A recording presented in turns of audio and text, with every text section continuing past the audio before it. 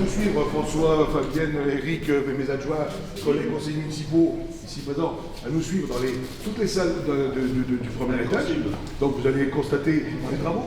Mesdames, Messieurs, dans vos grades et qualités, chers amis, c'est avec beaucoup de plaisir que je procède aujourd'hui, aux côtés de mes adjoints et de plusieurs conseillers municipaux de Saint-Gobain, à l'inauguration des salles de notre mairie. Mairie que je préfère très souvent désigner comme notre maison commune. En effet, le bureau du maire, près de l'ancien secrétariat, était très exigu et de plus était devenu indigne de recevoir qui que ce soit. Quand je dis indigne, c'est un faible mot. En 2011, mon prédécesseur partageait mon point de vue. Un programme de travaux était ouvert au budget et une demande de CDDL avait été faite au département. Toutefois, la réalisation n'a jamais commencé.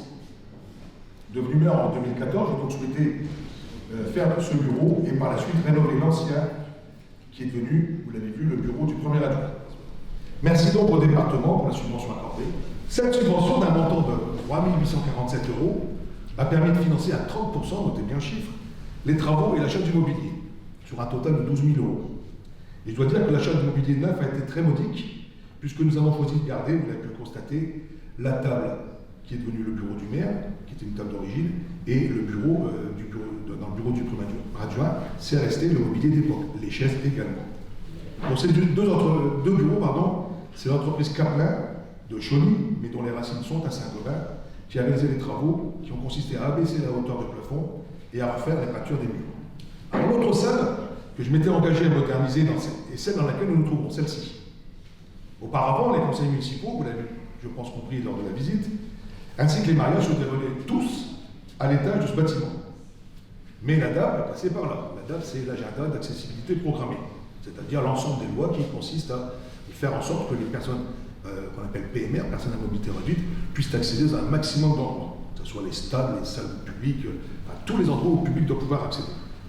Donc la DAP et la logique voulaient que, pour le confort des usagers, ces manifestations se déroulent au rez-de-chaussée dans une salle accessible aux PMR, celle-ci. Par ailleurs, à Saint-Gobain, nous ne disposions pas d'une salle de taille moyenne pour accueillir des manifestations privées. On avait ou la salle polyvalente, 250 personnes, ou rien. Alors avec mon collègue Eric Antoine, qui est présent là-bas, avec Eric, qui est élu avec moi depuis 2001, nous avions déjà, depuis longtemps, conçu, dans notre petite tête à nous, l'organisation globale de cette salle, pour satisfaire donc les différents usages que je viens d'évoquer. C'est le cabinet d'architectes AAG de Saint-Quentin, Sébastien Museau et Jean-Philippe Ottawa, qui m'avaient promis d'être là, mais ils ont dû manger la commission, qui ont dessiné le projet.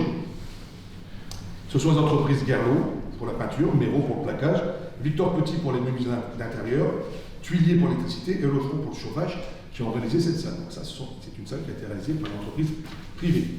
Pour cette salle, je dois encore remercier le département pour son aide financière, à hauteur de 12 567 €, mon cher Nicolas, au titre de l'API, N Partenariat Investissement, qui est un dispositif qui a remplacé l'ancienne politique des CDDL.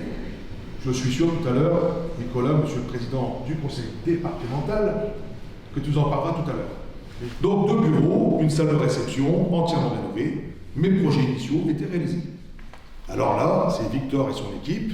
Il est où Victor? Il est là, avec son équipe, une partie de son équipe à côté. Sébastien Clinclos, qui est chargé de cette mission, si j'ose dire, au sein de l'agglo, chantier d'insertion. Nous avons successivement retapé l'ancien secrétariat du premier étage, je vous ai fait voir en tout premier, en abaissant et en isolant le plafond pour faire des économies de chauffage, en reposant un parquet flottant pour remplacer la moquette particulièrement sale et en repeignant les murs. Cet espace destiné à recevoir de petites réunions est devenu la salle Roger Dumont, en hommage à notre ancien collègue aujourd'hui disparu, qui pendant la trentaine d'années où il a été maire adjoint en charge de l'urbanisme, y a passé la plupart de ses après-midi, je vous le disais. Par la suite, l'équipe victorienne, si je puis m'exprimer ainsi, s'est attelée à la rénovation de l'ancienne salle du conseil en lui redonnant un look beaucoup plus moderne et là encore à moindre frais, puisque nous ne supportons que le coût des matières premières, c'est-à-dire de la toile à peindre, de la peinture et du parquet, la main-d'œuvre étant payée par d'autres financements. Cette salle est désormais appelée salle des verriers, en hommage à tous ceux qui, à Saint-Gobain, salariés de la manufacture pour un grand nombre d'entre eux, mais aussi élus municipaux, ont œuvré pour le bien de notre commune. Voilà, la maison commune, notre maison commune est rénovée, la boucle est bouclée. J'ai suffisamment parlé, je vais laisser la parole aux 2 présidents ici présents. D'abord à Bernard Conchin, président de l'agglo, et ensuite à Nicolas Fricotto, président du conseil départemental. Je vous remercie en m'excusant de n'avoir été un peu plus long que prévu.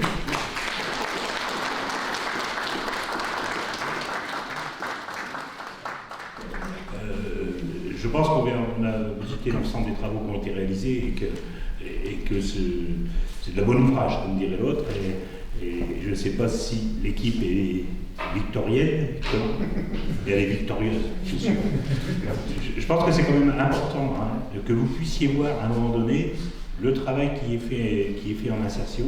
Vous savez qu'au niveau de l'agglomération, nous avons 2 chantiers d'insertion. Quels que soient les chantiers, en fait, la participation de la commune, c'est l'achat des matériaux, et pour le reste, c'est le chantier qui réalise. C'est quand même une aide qui n'est pas négligeable, vous le savez. 48 stagiaires en 2018, on en a 28 qui sont allés en immersion, 15 qui sont retour à l'emploi, et sur les 28 qui sont partis en immersion, un tiers d'entre eux sont restés dans l'entreprise qui les avait pris en immersion. Alors il y en a 13 qui sont en formation qualifiante, et chose assez exceptionnelle, je ne sais pas si tu as eu déjà ça, Nicolas, quelque part, mais un de nos stagiaires a fondé son entreprise. Donc voilà, c'est le bilan 2018, on vous fera celui de 2019, mais c'est de cet ordre-là. C'est-à-dire, c'est pas de l'occupationnel, c'est vraiment de la formation. Parce qu'on a eu une certaine époque des formations un petit peu bateau qui se faisaient. Ici, c'est pas le cas. Ici, on a des encadrements professionnels et on a des gens qui, quand ils sortent du dispositif, pour certains d'entre eux, sont devenus des professionnels. Donc, je le dis, c'est une grande fierté, c'est du travail pour Sébastien, quand vous travaillez sur les recrutements, sur la gestion de ces 24 personnes que nous avons en permanence sur nos chantiers. Mais quand on voit le résultat, on dit que l'enjeu vaut la chandelle. Et effectivement, j'espère que continuera, Monsieur le Président, à collaborer pour que tout ce dispositif d'insertion continue à être présent sur le territoire de la communauté d'agglomération Joliette-Ernée-la-Fère. J'espère que vous avez pu apprécier la qualité du travail qui a été fait. Je vous remercie. Je remercie le Centre d'insertion.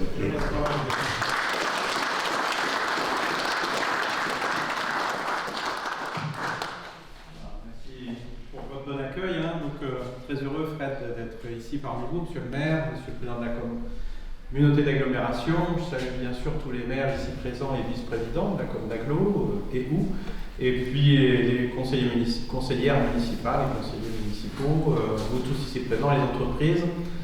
Et vous dire que c'est avec beaucoup de plaisir que je suis ici à Saint-Gobain. Alors Fredo, je peux dire Fredo, on va pas se dire Monsieur le maire à tour de bras, parce que avant d'être Monsieur le maire, c'est un copain, quoi. Donc c'est un ami, et puis on se connaît depuis un peu plus de 10 ans maintenant, puisqu'on a siégé ensemble au Conseil Général.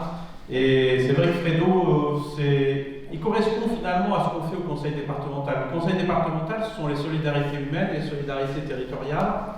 Et donc les solidarités humaines, c'est un homme de cœur, vous le savez, et donc engagé pour les hommes, et en même temps, les solidarités territoriales, c'est faire en sorte de faire vivre nos territoires à travers les réalisations qui peuvent être menées, et donc dans sa fonction de maire, il a cette vocation à animer le territoire, et donc je voulais lui rendre un petit hommage ce matin, parce que, bon, c'est tout, on est entre nous, mais ça fait plaisir de voir des maires comme Fredo et conseillers généraux à l'époque engagés pour la collectivité et toutes celles et ceux qui sont sur ces territoires, mais ça vaut pour vous aussi, parce que il faut essayer, c'est ce que disait Monsieur le Préfet hier, quand c'est un peu compliqué, quand on a des territoires compliqués, comme c'est le cas dans le département quand même, mais il faut unir les forces, et donc je pense que quand on unit les forces, on y arrive, et donc c'est ici le cas. Donc bravo pour ce qui a été fait, et donc tu évoquais donc, les financements du département.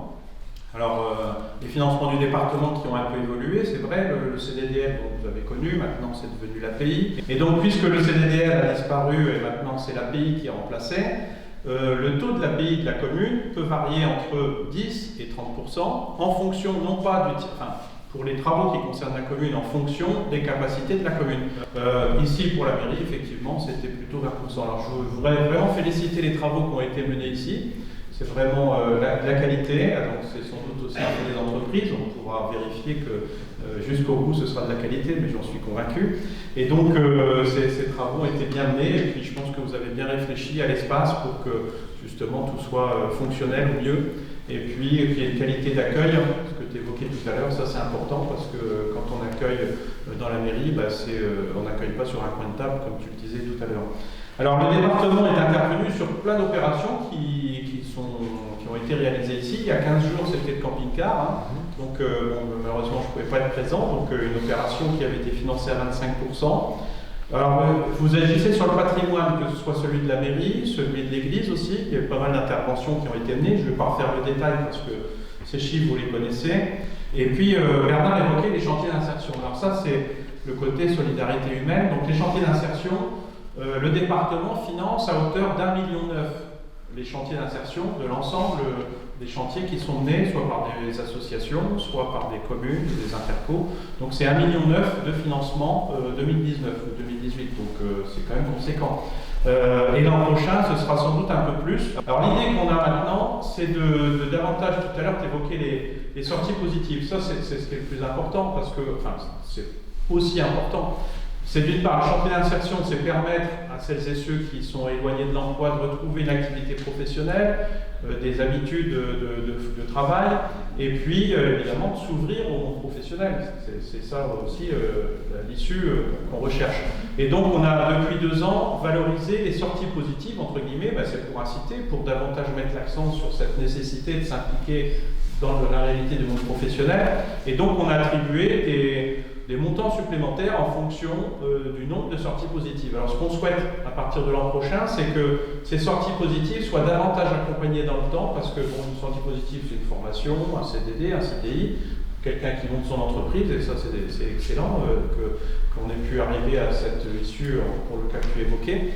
Et l'idée c'est qu'il y ait davantage d'accompagnement et que vous meniez cet accompagnement, soit vous, soit une entreprise que vous solliciteriez. Et donc ces moyens que l'on dédiait en plus, maintenant ils vont être fléchés à la fois sur cet accompagnement supplémentaire, parce qu'il faut stabiliser ces sorties positives.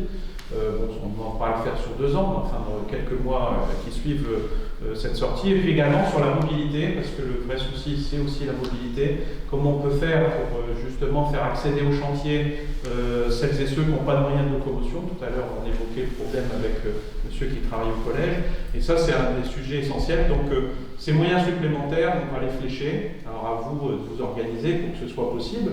Comme ce sont des fonds qu'on ajoute, ça doit pouvoir être ciblé, à mon avis, sur une destination précise. Donc mobilité et accompagnement à la sortie. Voilà, donc je ne vais pas être plus long. Ici, finalement, c'est un condensé de ce qu'est l'action publique et de ce que peut apporter le département en soutien.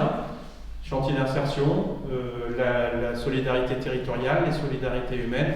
Je ne suis pas surpris puisque Fredo était conseiller général.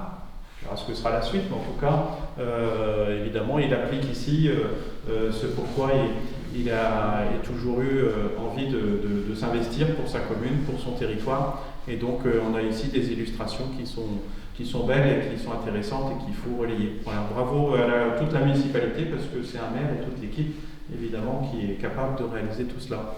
Bravo et merci de ton invitation et de tes nombreuses invitations.